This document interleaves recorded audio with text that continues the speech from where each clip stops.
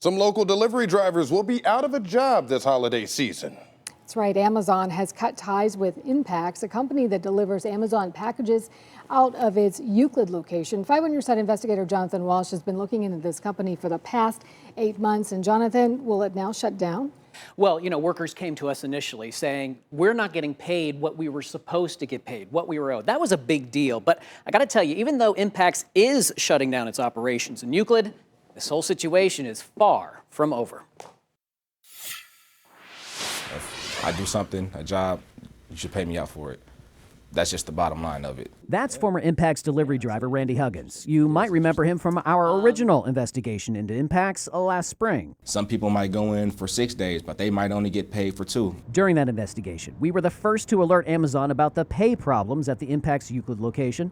Amazon launched its own investigation, and now it has severed its relationship with Inpax, leading to Inpax closing its doors here. People have to live, and when you're messing with people's livelihood, this is what happens.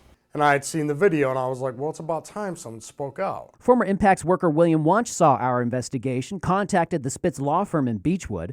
Attorney Chris Widow watched our report too. We could be talking about several hundred people who were ripped off, taken advantage of, not paid properly, and would be eligible to join this case if the court grants our motion. Chris is asking the courts for collective action for the group of people still joining in on the suit.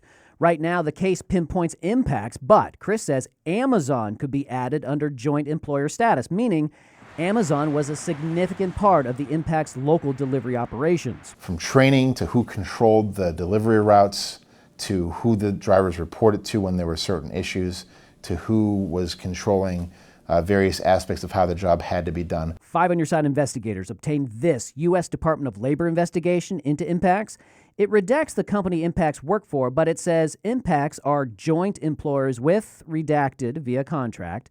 They employ courier drivers that are assigned to work out of redacted warehouses to deliver orders. Did Inpax at the Euclid location solely deliver packages from Amazon? Yep. That was it? That was all they did.